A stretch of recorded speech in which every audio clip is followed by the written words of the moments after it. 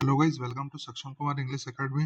तो फ्रेंड्स, आज के इस वीडियो में हम लोग करने वाले हैं वन वर्ड सब्स्टिट्यूशन। नहीं करेंगे, इडियम्स और फ्रेजेस करेंगे, है ना। वन वर्ड सब्स्टिट्यूशन नहीं करने वाले हैं।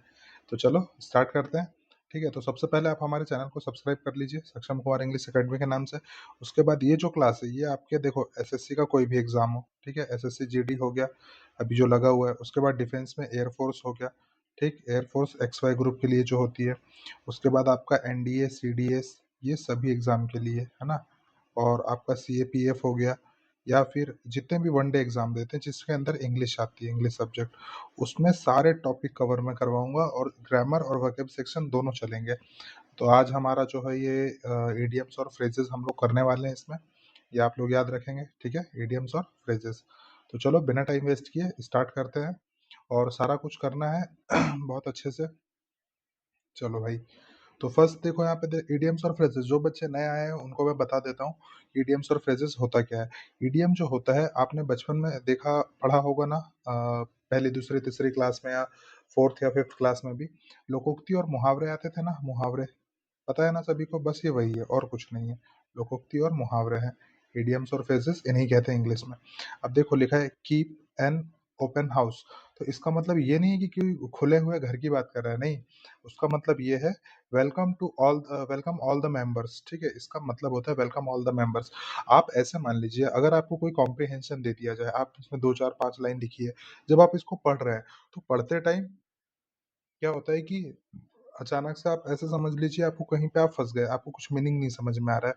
वहाँ पे कोई इडियम लिखा हुआ है, तो आप उस इडियम से रिलेट कर पाते हैं कि उसका मीनिंग निकल के क्या आएगा।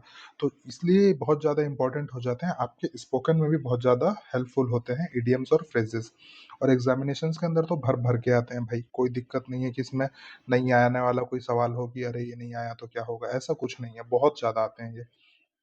फाइट टूथ एंड नेल, इसका मतलब क्या होता है, और थोड़ा सा क्लियर कर देता हूँ, कई बच्चे सोच रहे होंगे क्या है। जैसे देखो, आपने वो सुना है ना बचपन में कि दांतों तले उंगलियां दबाना, दांतों तले उंगलियां दबाना, सुना है ना बचपन में ये, और बोलते भी हैं, ठीक है ना, बोलते भी हैं, बड़े बूढ़े लोग बोलते भी हैं, हमारे घर के बुजुर्ग, दांतों तले उंगलियां दबाना, है ना। और ये ऐसे ऊंट के मुंह में जीरा, ये सब जो है ना कहावतें हैं, तो ये यही है, ये इंग्लिश में है। फाइट टूथ एंड नेल, इसका मतलब ये नहीं है कि भाई दांत और नाखून के साथ लड़ना है, नहीं, इसका मतलब होता है fight with strength and fury, ठीक है। तो ये हुआ इसका मीनिंग, तो आपको ये समझ में आना चाहिए। Hit the book, hit the book का मतलब क्या होता है, टू स्टडी, जब भी आप बुक को हिट करेंगे तो बुक को मारने नहीं जा रहे हैं, आप बुक के साथ स्टडी करने जा रहे हैं, क्या करने जा रहे हैं, स्टडी। तो ये आप लोग याद रखेंगे। नेक्स्ट देखिए, बिल्कुल इसी तरीके से इनको पढ़ना है, कुछ नहीं है इसमें ज्यादा।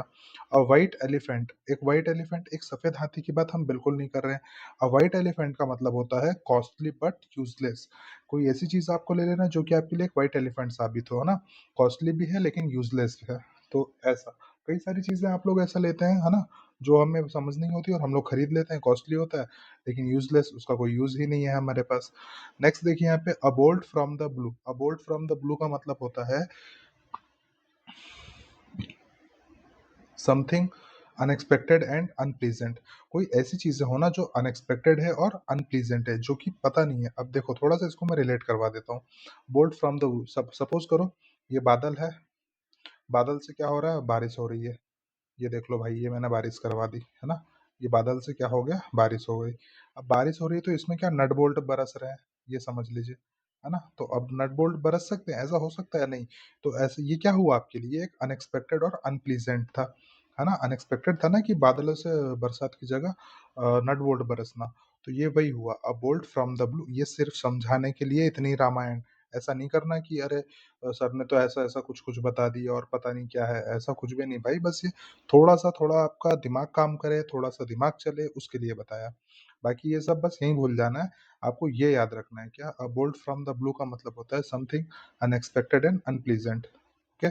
Cut no ice, cut no ice का मतलब क्या होता है, बर्फ काटने की बात बिल्कुल नहीं हो रही, इसका मतलब होता है हैव नो इन्फ्लुएंस, है ना, हैव नो इन्फ्लुएंस, ये होता है कट नो आइस, ठीक है। एक होता है ब्रेक द आइस, इसको लिख लेना, है ना, एक होता है ब्रेक द आइस।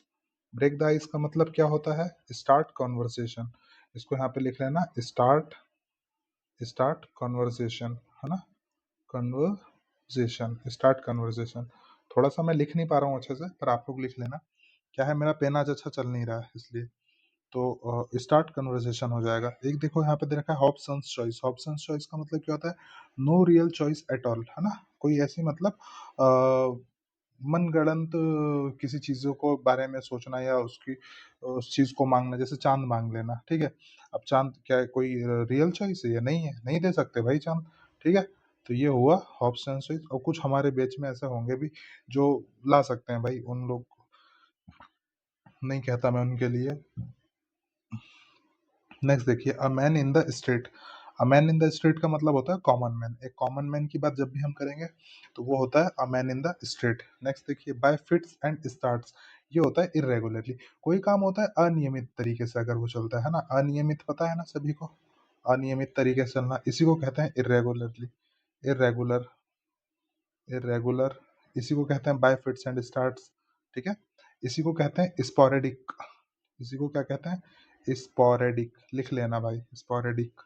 इसी को कहते हैं स्पेस्मोडिक। स्पेस्मोडिक मोस्ट इंपॉर्टेंट है, जिस दिन आएगा ना बेटा याद करोगे फिर। चलो, bye fits and starts irregular होता है। टू कैचअप विथ, ये होता है टू compete विथ, किसी के साथ प्रतिस्पर्धा करना। टू compete विथ, ये कैचअप को ना कई बार कॉटअप भी कर देता है, टू कॉटअप विथ। तो ये होता है compete विथ, तो ये भी याद रखना, कॉट, CAUGST, ठीक है? Caught up, caught up with, catch up with. Catch का सेकंड फॉर्म है कॉट, तो ये हो जाएगा caught up with, to compete with, किसी के साथ प्रतिस्पर्धा करना। एक बार इसी का रिवीजन लेते हैं पहले, देखिए। कीप एन ओपन हाउस, इसका मतलब हो जाता है वेलकम ऑल द मेंबर्स, आपके घर में सभी मेंबर्स का स्वागत होने की बात कही जाएगी। फाइट टूथ एंड नेल, इसका मतलब होता है fight with strength and fury, मतलब बिल्कुल पूरी श्रद्धा भक्ति शक्ति से लड़ाई करना, इसको कहते हैं। हिट द बुक होता है टू स्टडी, आप पढ़ने के लिए यूज करते हैं hit the book. A white elephant, ये होता है कॉस्टली बट यूजलेस, ठीक है? नेक्स्ट देखिए, यहाँ पे दे रखा है अ बोल्ट फ्रॉम द ब्लू, इसका क्या मतलब हुआ? समथिंग अनएक्सपेक्टेड एंड अनप्लीजेंट, ये याद रखना। एक दे रखा है यहाँ पे आपका कट नो आइस, इसका मतलब होता है have no influence, okay? Next देखिए, आगे आगे आगे यहाँ पे दे रखा है हॉब्सन्स चॉइस होता है, ये हो जाता है no real choice at all. A man in the street, a common man, एक कॉमन मैन के लिए बात की जाती है, उसको कहते हैं a man in the street. सड़कों पर रहने वाला आदमी, कौन रहता है सड़कों पे? कॉमन लोग ही रहते हैं ना, हम लोग कहाँ रहते हैं भैया? सड़कों पर रहने का मतलब ये नहीं रोड के साइड की बात कर रहा है, वो ये कह रहा है गलियों में कौन रहता है, हमारे जैसे, आप जैसे, हम लोग कॉमन लोग ही तो गलियों में रहते हैं। और जितने बड़े बड़े लोग होते हैं उन लोग के तो बड़े बड़े सब मकान होते हैं, ये बड़ी बड़ी कोठी बंगले वाले बिल्डिंग है ना? तो ये कोठी बंगला मैंने भी वही रील से सुना है भाई। नेक्स्ट देखिए, बाय फिट्स एंड स्टार्ट्स, ये होता है irregular, okay? To catch up with हो जाता है टू compete विद, किसी के साथ compete करना, ओके? तो अभी इस वीडियो को थोड़ा सा लंबा ना हो इसलिए इसको इतना ही रखेंगे। तो आप लोग इतना करो और फिर इसके बाद मिलेंगे नेक्स्ट वीडियो में। तब तक के लिए आप लोग इनको सभी को लिख करके रिवीजन करना। देखो, मैं बहुत सारे करवा दूंगा एक वीडियो के भी अंदर, लेकिन क्या मतलब कि आप लोग ने उसको रिवीजन ही नहीं किया। इसलिए छोटे शॉर्ट्स इसलिए दिए जा रहे हैं आपको, छोटे छोटे शॉर्ट वीडियो बना करके, कि आप लोगों का रिवीजन जल्दी हो, जल्दी से नोट डाउन हो जाए, है ना? तो इसलिए अब देखो, ये आपका जितने भी एग्जाम होने वाले, जैसे एयरफोर्स एक होता है ना, एयरफोर्स XY ग्रुप, उनके लिए रामबाण सिद्ध होगा, ठीक है? SSC GD वाले हो गए, SSC GD, MTS, ठीक, CGL और CHSL, और इसी के साथ में आपका देखो, और जो डिफेंस के होते हैं ना, NDA हो गया, एयरफोर्स भी डिफेंस का है, नेवी हो गया, ठीक। इसके बाद आपका आर्मी हो गया, और फिर CDS हो गए, ठीक है। इसके बाद CAPF हो गया। भाई इंग्लिश एक ऐसा सब्जेक्ट है ना, देखो ये इंग्लिश उसमें लिखा रहता है इंग्लिश सब्जेक्ट आएगा। अच्छा, उसने ये बोला है कि नहीं मैं वो वाला क्वेश्चन नहीं दूंगा जो आपने SSC GD में पूछ रखा है। कहीं ऐसा लिखा है कि ये जो ईडीएम है हिट द बुक, ये SSC GD में आ गया, तो भाई ये अब जो है NDA में कभी नहीं पूछेंगे हम। ऐसा होता है क्या कहीं? हाँ, या NDA वाला कभी ये बोल दे कि ये कीप एन ओपन हाउस ये CGL में आया था, तो अब हम ऐसा करेंगे कि CHSL में हम ये वाला नहीं देंगे, हम CHSL में ये देंगे जो NDA में पूछा था। ऐसा नहीं होता है दोस्त। ये इंग्लिश है, इंग्लिश सब्जेक्ट लैंग्वेज जो होती है वो कहीं भी कैसे भी कभी भी पूछ सकता है वो कुछ भी। तो इसलिए इसमें कुछ भी स्किप नहीं कर सकते। टॉपिक बता दूं आपके एक बार, देखो, नाउन, प्रोनाउन करेंगे, ठीक है? नाउन हो गया, प्रोनाउन हो गया, इसी के साथ प्रीपोजिशन है, ठीक है? प्रीपोजिशन भी हम लोग करने वाले हैं। प्रीपोजिशन हो गई, ठीक है। इसके बाद सब्जेक्ट वर्ब एग्रीमेंट है, सब्जेक्ट वर्ब एग्रीमेंट है। और इसी को सब्जेक्ट वर्ब को ही कई लोग सिंटेक्स के नाम से भी जानते हैं ना, वो यही होता है सिंटेक्स। ये भी करना है भाई, सारे टॉपिक कवर कराऊंगा एक एक करके, तो बिल्कुल चिंता नहीं करना है, रिवीजन करना है, अच्छी तरीके से पढ़ना, इसको रिवीजन कर लेना। कमेंट करके बताना नेक्स्ट टॉपिक क्या चाहिए। तब तक के लिए मिलते हैं नेक्स्ट वीडियो में। जय हिंद।